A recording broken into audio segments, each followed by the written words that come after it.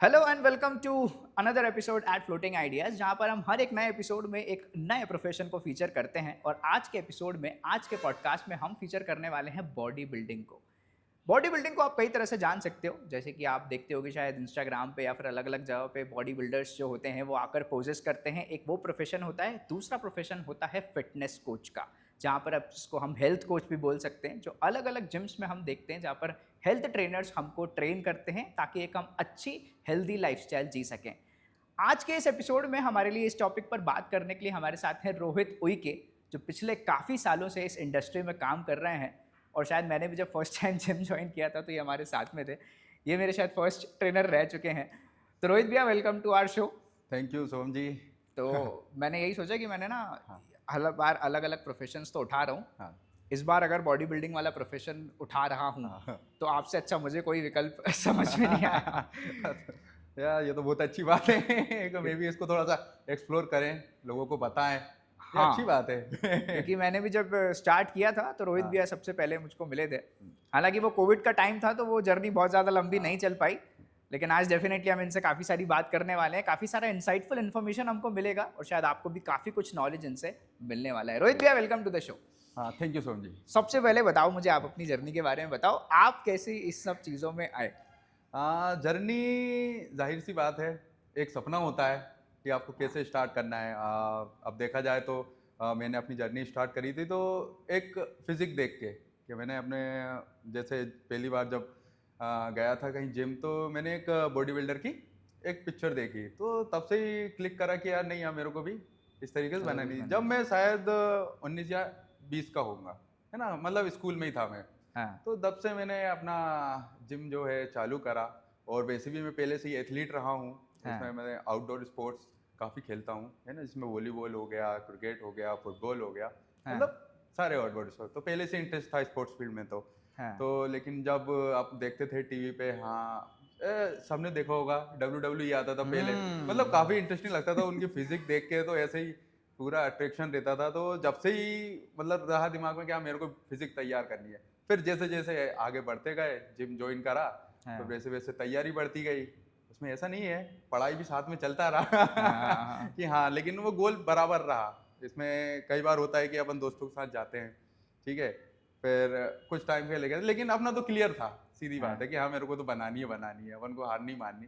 भाई टाइम लगता है, ये तो पहले ही पता चल गया था कि हाँ टाइम लगता है। तो उसी हिसाब से मैं अपने आप को मैनेज करता गया। जो भी चैलेंजेस आते हैं, चैलेंजेस तो आते हैं, अप्स एंड डाउन आते हैं, लेकिन फिर भी आगे बढ़ते गए, ठीक है। अच्छा। और फिर उसके बाद जैसे जैसे आगे बढ़ते हो तो आप लोगों से जुड़ते जाते हो, लोगों से जुड़ते जाते हो, आपको एक डायरेक्शन मिलता जाता है, राइट। उसी डायरेक्शन के साथ साथ अपन आगे बढ़ते हैं, राइट। ओके। और अभी भी कंप्लीट नहीं हुई है अभी भी मैं सही उस है। फिजिक की तैयारी चल रही है कि हाँ मेरे को वो बनानी है, तो अभी भी मैं लगा हुआ हूँ। बॉडी बिल्डिंग पर बात करते हैं भैया। जी आपकी मैं स्टोरीज पर देखता रहता हूँ या जी फिर आपके इंस्टाग्राम पे मैं जब मैं देखता हूँ तो जी आपने शायद अभी रिसेंटली में कोई शायद कुछ कंपटीशन था वो आपने जीता था। जी उसके बारे में मुझे कुछ बताइए। जी। वैसे ही जो प्रोफेशनल बॉडी बिल्डिंग है, मेरे को लगभग 5-6 ईयर से थोड़ा सा एक्टिव रहा हूँ मैं इसमें कि हम्म। हाँ मेरे को अब थोड़ा सा प्रोफेशनली अपना इम्प्रूव करना है। अब अकेले तो हो नहीं सकता, तो इसके लिए ज़रूर मेंटर ज़रूरी है। आपको कोई भी हम्म। चीज़ आगे बढ़ना है, कोई डायरेक्शन देने के लिए कि हाँ आपको मेंटर ज़रूरी रहता है। तो उसी के साथ साथ जैसे अभी मैं रिसेंटली गया था, तो प्रमोद सर थे, राइट। तो उनने काफ़ी अच्छा गाइडेंस दिया कि हाँ अपन कैसे आगे बढ़ सकते हैं, है ना, कैसा न्यूट्रिशन प्लान करना है, कैसा वर्कआउट प्लान करना है, जो आपकी वीकनेस होती है, राइट, एक फिजिक में क्या, हाँ कहाँ कहाँ वीकनेस है, कहाँ कुछ पॉइंट पे आपको काम करना है। तो उसके साथ साथ वो साथ रहे और ऐसे आगे बढ़ते गए। और फिर जैसे भी शोज़ होते हैं, कहीं कहाँ कहाँ शोज़ होते हैं, तो आपको स्टेज पे जाके पता चलता है कि आप कहाँ स्टैंड कर रहे हो। जब तक आप खड़े नहीं होंगे आपको पता नहीं हाँ, चलेगा। तो इस हिसाब से सही बात है। ऐसा मैं एक प्लान ना किया एक है। जनरल ऑडियंस का पर्सपेक्टिव बता रहा हूँ, मेरा एटलीस्ट जी। आपको बता रहा हूँ हाँ। कि जब कोई स्टेज शोज देखता हूँ हुँ। जहाँ पर एक स्टेज रहती है, हुँ। अलग अलग शायद 5-6 बॉडी बिल्डर्स हाँ खड़े जी। रहते हैं, फिर एक जी। एक करके स्टेज पर ऐसे आगे जी। जाते हैं, अपना पोजिंग वगैरह करते हैं, जी, जी। वापस आते हैं। जी, जी। इसकी थोड़ी प्रक्रिया समझाइए ना, यहाँ पे मतलब कौन कैसे जीतता है, क्या हाँ, चीज़ों पर हाँ। विनर डिसाइड होता है ओके, और क्या वो प्रोसेस क्या होता है। ठीक है। अब इसमें भी अब जैसे अब ब बॉडी बिल्डिंग भी एक अगर देखा जाए तो वो भी एक कैटेगरी हो गई है। जो आपकी फ़िज़िक है, वो दिखाने के लिए, राइट। ठीक है। इसमें आप देख सकते हैं कि आप इसमें क्लासिक फिजिक भी होता है, मेंस फिजिक भी होता है, वो भी एक अलग अलग कैटेगरी आ जाती है, बॉडी बिल्डिंग में ही आ जाती है कि हाँ एक बॉडी बिल्डिंग है, एक क्लासिक फिजिक है और एक अपना मेंस फिजिक हो गया, राइट। ठीक है। तो अब इसमें अगर मेरा देखा जाए तो मैं दोनों चीज़ों में पार्टिसिपेट करता हूँ। एक तो मेंस फिजिक हो गया, जिसमें आपने देखा होगा बोर्ड शॉर्ट रहते हैं, है ना, हाँ। नीज तक के शॉर्ट्स रहते हैं, आप उसमें अपर बॉडी स्ट्रक्चर आपका शो करना रहता है। और एक बॉडी बिल्डिंग होता है जिसमें आपको ट्रंक में सारी मसल्स आपको दिखाना पड़ता है, राइट। अब दोनों को क्राइटेरिया अलग है, राइट। आप जैसे अगर मैं मेंस फिजिक की बात करूँ, मेंस फिजिक में रहता है कि आपका अपर बॉडी स्ट्रक्चर थोड़ा सा ब्रॉड होना चाहिए, राइट, सिमेट्री होना चाहिए, थोड़ा सा मस्कुलर होना चाहिए, राइट। और सेम चीज़ अगर बॉडी बिल्डिंग की बात करें तो आपका ओवरऑल जो होता है सिमेट्री, मसल मास, डेंसिटी, वो काफ़ी ब्यूटी होनी चाहिए। तो उस बेसिस पे आप जज पैनल है वो जज करता है, राइट। अच्छा, तो हमने ये तो समझ लिया कि जी। कि क्या करना पड़ता है, जी। लेकिन ये इतनी आयरन मैन वाली बॉडी बनाने के लिए प्रक्रिया क्या होती है, प्रोसेस क्या होती है, हाँ। कितनी तपस्या करनी पड़ती है? ये सबसे पहले तो माइंड को तैयार करना पड़ता है।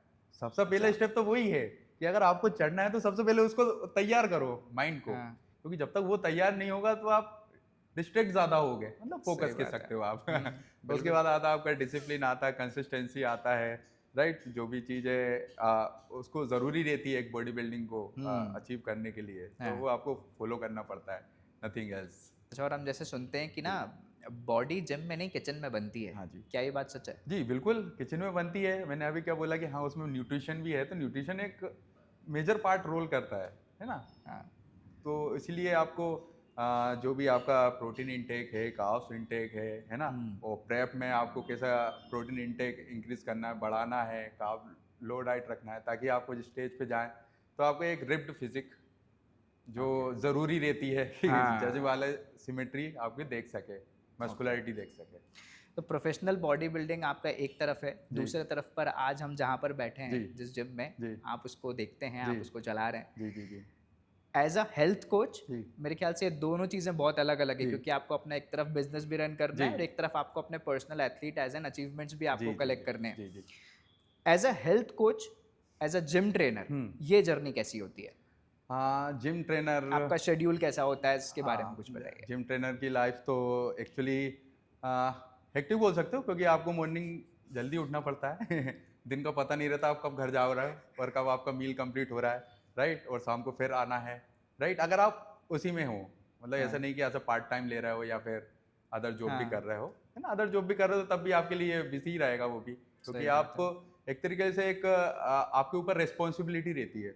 लाइक आपके पास आते हैं क्लाइंट्स, आते हैं, वो कुछ सोच के आते हैं कि हाँ मेरे को भी एक तरीके से फिट रहना है, तो एक आपकी रिस्पॉन्सिबिलिटी बढ़ जाती है कि यार अब आए हैं तो अपन को कुछ Results तो deliver रिजल्ट करने हैं। डिलीवर करना पड़ेगा वो चीज़ है।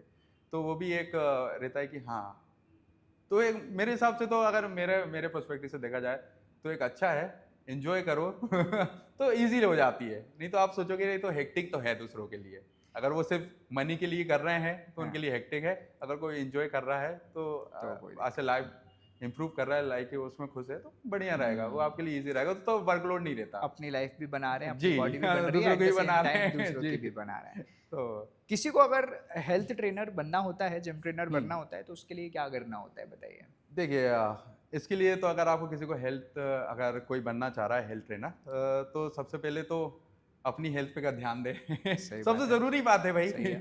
क्योंकि आप एक रिफ्लेक्ट कर रहे हो, अपनी पर्सनालिटी रिफ्लेक्ट कर रहे हो। अगर आप हेल्थी नहीं हो चीज़ों के लेकर, आप कैसे कन्विंस करोगे सामने वालों को यार ये मेरे को सामने से हेल्थ करेगा। तो सही सबसे बात पहले है। अपने ऊपर तो ध्यान देना ही पड़ता है। और बाकी रही स्किल्स की बात, तो इसमें आपका जो एजुकेशन है ना, और क्या अपडेट चल रहा है आपके ऑल ओवर द वर्ल्ड, मतलब कैसा अपडेट है, मतलब काफ़ी रिसर्चेस होती हैं, तो उसमें आपका पूरा अपडेट होना। राइट, क्योंकि काफ़ी चेंजेस आ गए हैं अब आज की लाइफस्टाइल में, पुरानी लाइफस्टाइल में काफ़ी चेंजेस हैं, तो उसमें अपडेट रहना कि यार कैसे चेंज हो रहा है, तो ये ज़रूरी रहता है कि नहीं। आजकल तो काफ़ी कोर्सेज प्रोवाइड होते हैं, अगर आप उसको कंप्लीट भी करते हैं तो अच्छी एक तो नॉलेज गेन होती है, आपकी स्किल डेवलप होती है, तो एक अच्छे हेल्थ कोच बन सकते मेरे हो ख्याल आप। से अलग अलग डिप्लोमास वगैरह भी होते हैं आजकल तो, जी जी जी, है ना? काफ़ी डिप्लोमास भी होते हैं, डिग्रीज भी होती हैं, हाँ। है ना, आप वो कर सकते हो, तो आप अच्छे लेवल पे भी आप कोचिंग दे सकते हो। हाँ, ऐसा नहीं क्योंकि आपको एक ही जगह रहना पड़ेगा। हाँ, मैं भी अपनी लाइफ में जितने भी जिम ट्रेनर से मिला हूँ, तो सबने कुछ ना कुछ इन टर्म्स ऑफ एजुकेशन भी कहीं ना कहीं कोई कहीं से सीख के आया है, किसी ने कुछ डिप्लोमा किया हुआ है जी, वो ज़रूरी रहता है। है अगर ना? एजुकेशन आपके अपने आप को अपडेट नहीं करोगे, तो आप हाँ। दूसरों के बारे में क्या जज करोगे? हम्म। राइट? आप कैसे आप उनके जो क्वेरीज़ है सॉल्व कर पाओगे? हम्म। राइट? हर एक की एक नया-नया प्रॉब्लम होता है, हेल्थ इश्यूज़ होते हैं, तो आपको उनको टैकल करना पड़ता है। करना उसके पड़ता हिसाब से आपको शेड्यूलिंग करनी पड़ती है। तो लाइकवाइज़ तो आपको तो रहना ही पड़ता है इसके ऊपर। रोहित भी अभी आप थोड़ी देर पहले हम जब बात कर रहे थे तो आपने बताया कि आप बहुत सारे अलग अलग कॉम्पिटिटिव जो स्टेजेस हैं उस पर जा चुके हैं। फॉर एग्जांपल मिस्टर इंडिया, हाँ, है ना, जी। मिस्टर मुरैना, हाँ, मिस्टर भोपाल, हाँ जी। तो इन सब के बारे में कुछ बताइए ना। हाँ, मतलब अभी अगर रिसेंटली बात करूँ तो अभी ये सारे शोज़ के लिए आया था। जैसे अभी दिल्ली में भी हुए थे, है ना? हाँ। सबसे पहले दिल्ली से ही स्टार्ट करा था। लेकिन वहाँ पे प्लेसिंग नहीं आई। मतलब उधर ही 2-3 शोज़ खेले थे, जबलपुर में भी खेला था, वहाँ भी शोज़ हुआ था। तो वहाँ पे कोई प्लेसिंग नहीं आई थी। लेकिन सेम है, हार नहीं माननी थी। अब हम्म। भाई अपने आप को तैयार करना था तो हार तो मान नहीं सकता मैं। तो हम्म। बस धीरे-धीरे जहाँ-जहाँ से प्लेसिंग आई थी, हाँ और इम्प्रूव करता गया। फिर एट लास्ट फिर रिसेंटली शोज़ हुआ था मिस्टर इंडिया का। तो वहाँ फर्स्ट प्राइज़ और चैंपियन ऑफ चैंपियन का टाइटल लेके आए थे। अरे वाह। ठीक है? और फिर उसके बाद कोई भी शोज़ खेला तो उसमें फर्स्ट प्राइज़ ही रहा। जैसे मिस्टर भोपाल भी हो गया था और फिर मिस्टर मोरेना उसमें भी ओवरऑल चैंपियन रहे। क्या तो बात है। ऐसे ही होता है कि ज़रूरी नहीं कि आप 1-2 शोज़ खेलने के बाद अगर आपका प्लेस नहीं लग रहा है, हाँ। तो वहाँ हार नहीं मानना, वहाँ हार पे नहीं। आपको सीखना है कि कमी कहाँ रह गई है। तो वो सही आपको है। ओवरकम करना है तब जाके आप इम्प्रूव कर पाओगे आपको तो आप जो अपने आप पिछले को। 2-3 कॉम्पिटिशन्स खेले हो हर बार फर्स्ट जी, नंबर पर जी, आ रहे जी, हो, जी। है ना? हाँ, नंबर फर्स्ट आया।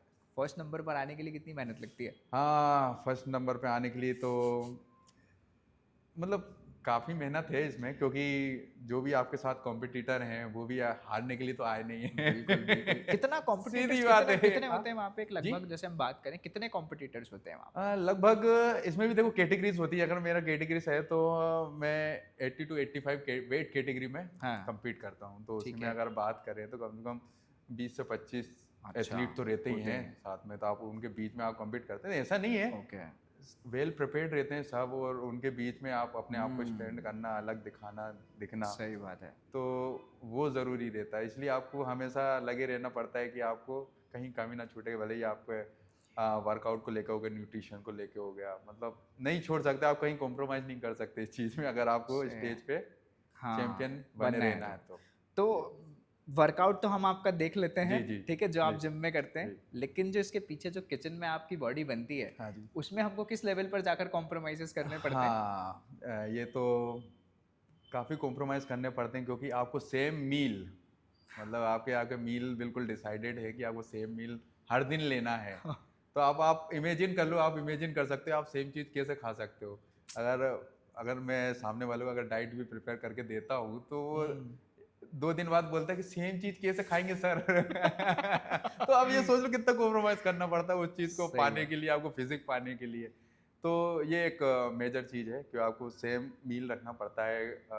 और गोल भी रहते हैं कि आपको कैसा रखना है हाँ। ना? 8 से 10 मील रखना है या फिर 8 मील रखना है। उसमें आपको प्रॉपर कार्ब्स होने चाहिए, प्रोटीन होना चाहिए और हुँ। बाकी सप्लीमेंट्स होने चाहिए, जैसे मल्टीविटामिन हो गए, ओमेगा 3 हो गए, है हुँ। ना? ताकि ये सपोर्ट कर सके बॉडी को, राइट? तो ये चीज़ बहुत ज़रूरी रहता है इस चीज़ में। चीट मील्स चलते हैं आजकल बहुत, तो वो उस पर आपकी क्या राय है? चीट मील तो एक्चुअली वही है कि हाँ, आप अपनी हेल्थी डाइट से कुछ अलग खा रहे हो, हाँ। वो होता है चीट मील। ठीक है, अगर आप वर्कआउट भी कर रहे हैं, आप हेल्थी लाइफ़स्टाइल मेंटेन करके रखे हो, तो हाँ। आप चीट मील प्रेफ़र कर सकते हो, हाँ, 1-2 दिन हाँ। का, ताकि आपका टेस्ट बड भी खराब ना हो। सही है। लेकिन ऐसे राइट? जो बॉडी बिल्डिंग में उतरा हुआ है, क्या वो ये अफ़ोर्ड कर सकता है चीट मील्स लेना? हाँ, बिल्कुल कर सकते हैं। जैसे हमारी देख लो, हमारे जब प्रेप कंप्लीट होता है तो हम भी काफ़ी चीट मील इम्प्रूव करते हैं। एन्जॉय करते हैं, सॉरी, है ना? एन्जॉय करते हैं हाँ। ताकि फिर बाकी वापस लग जाएँ अपने दूसरी चीज़ें, दूसरे गोल की तरफ आगे बढ़ते अच्छा। रहें।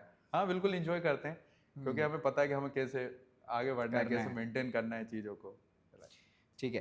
तो रोहित भैया, अगर हम ये बॉडी बिल्डिंग वाला जो करियर जी, ऑप्शन पे जाते हैं, जी। क्या-क्या इसमें प्रॉब्लम्स आ सकती हैं? या क्या-क्या चैलेंजेस आ सकते हैं? हाँ, इसमें चैलेंजेस काफ़ी रहते हैं क्योंकि कई बार क्या होता है, अपन किसी की तरफ फोकस रहते हैं, जो डिस्ट्रैक्शन हो गया, हुँ। और सबसे पहले हो गया मनी। हाँ। क्योंकि भाई आपको अगर डाइट लेनी है, मील लेनी है, तो उसके लिए पैसा लगेगा, काफ़ी पैसा लगता है क्योंकि आपको इसमें सप्लीमेंट्स आते हैं, राइट? आपका डाइट रहता है, रेगुलर मील कंप्लीट करनी है, आपका वर्कआउट जो भी आपको चीज़ें लगती हैं, राइट?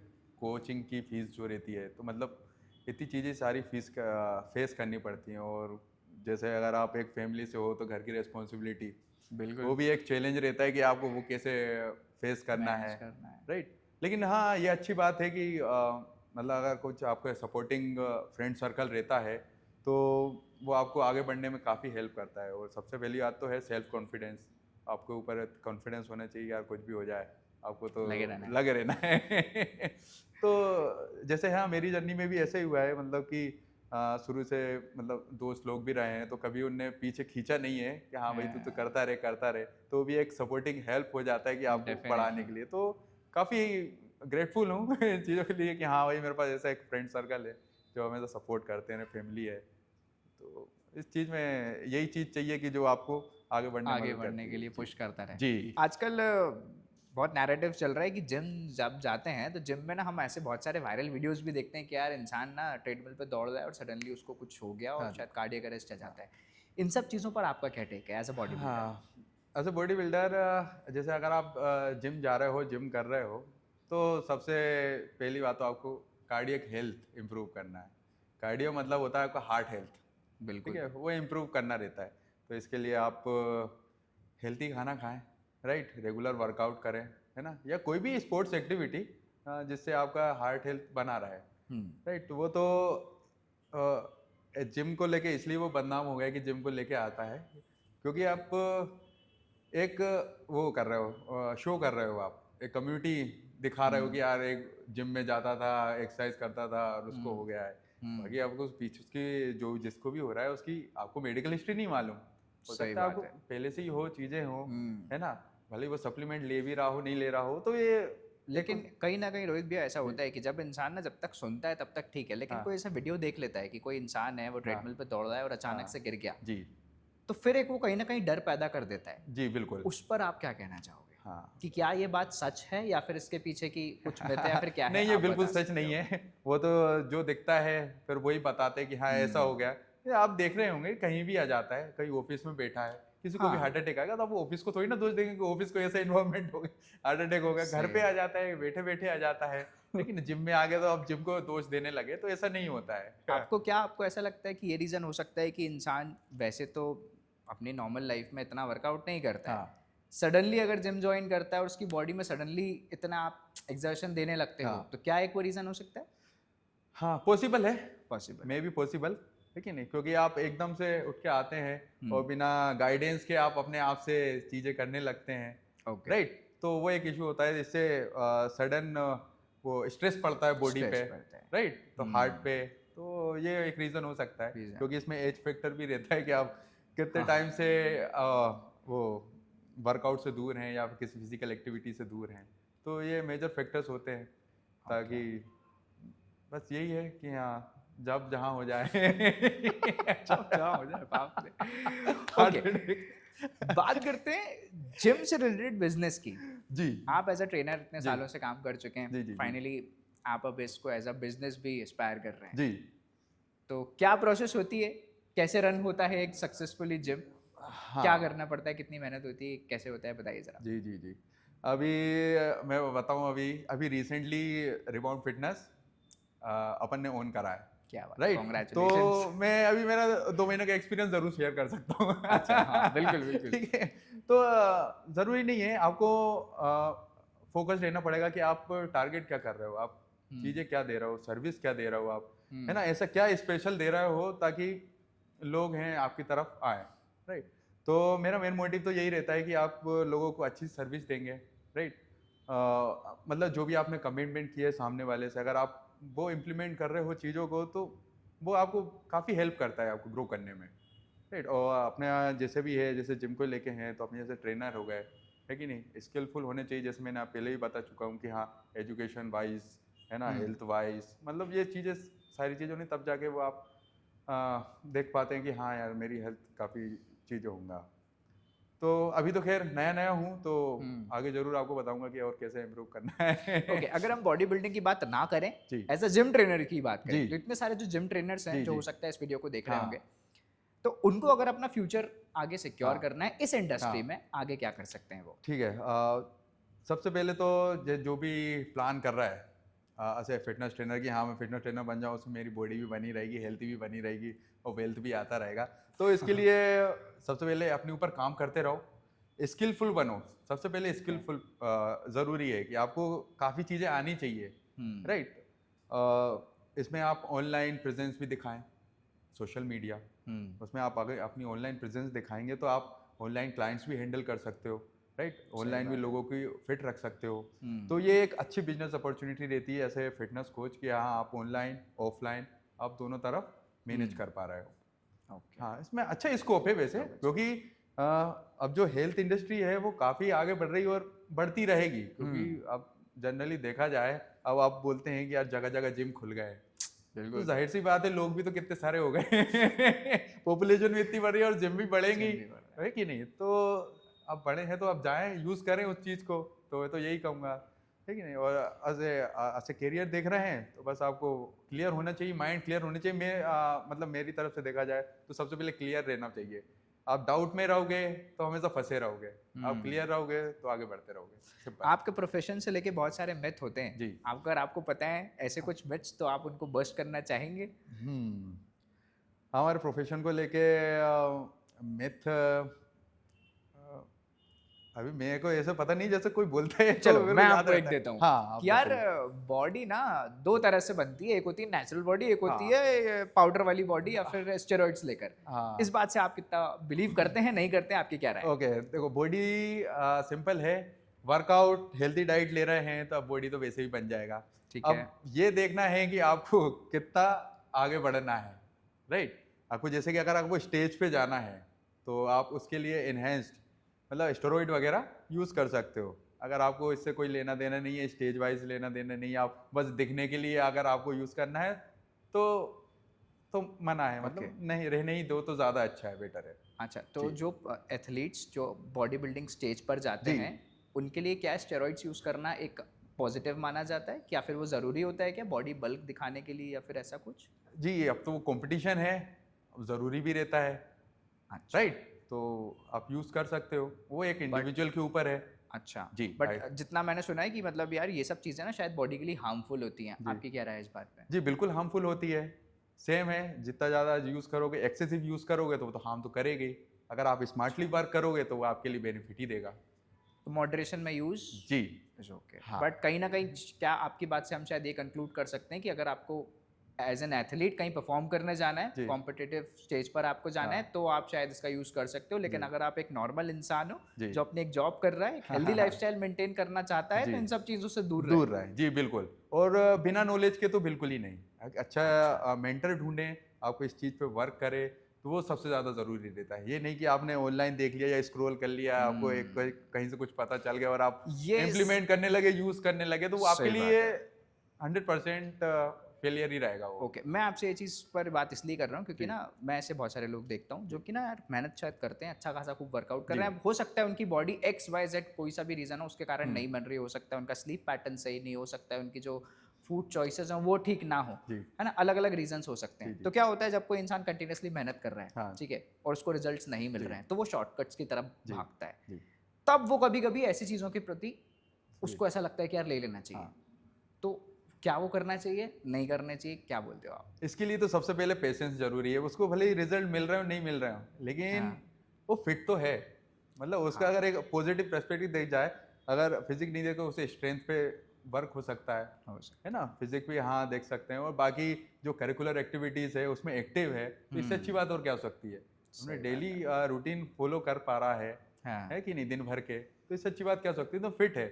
अगर आपको बॉडी देखना है, तो अगर इस शॉर्टकट की तरफ जा रहे हैं तो ना ही लें, ओके, है कि नहीं। यस ठीक है। एज एन ऑडियंस जो बॉडी बना रहे हैं लोग जी या फिर अपने आप को फिट देखना चाहते हैं, हाँ एज अ फिटनेस ट्रेनर आपका क्या मैसेज होगा उनको, आप बोल सकते हैं डायरेक्टली ऑडियंस को। हाँ, बॉडी बनाना चाह रहे हैं और ऐसे फिटनेस ट्रेनर की तरफ देखना चाह रहे हैं, तो मेरे हिसाब से बिल्कुल देख सकते हैं। बस यही है, अपना माइंड क्लियर रखें, क्योंकि इसमें जब डाउट आ जाता है तो आप डिस्ट्रैक्ट हो जाते हो, राइट। इसमें भी अच्छा ग्रो कर सकते हो, क्योंकि अब तो इतनी सारी चीज़ें आ गई, आपकी सोशल प्रेजेंस इतनी बढ़ गई है कि आप इजीली आप इन्फ्लुएंसर बन सकते हो, ऑनलाइन फिटनेस कोच बन सकते हो, राइट, ब्रांड एम्बेसडर बन सकते हो, खुद का ब्रांड ओपन कर सकते हो। मतलब जस्ट क्लियर योर माइंड। अगर फिटनेस कोच बनना है बिल्कुल बनिए और ग्रो करिए। ऑल राइट, ऐसी कोई चीज़ जो आपको लगता है मुझे आपकी इंडस्ट्री से मैंने पूछी नहीं या फिर मिस हो गई हो, तो आप डेफिनेटली उस पर लाइट डाल सकते हैं। हाँ बिल्कुल।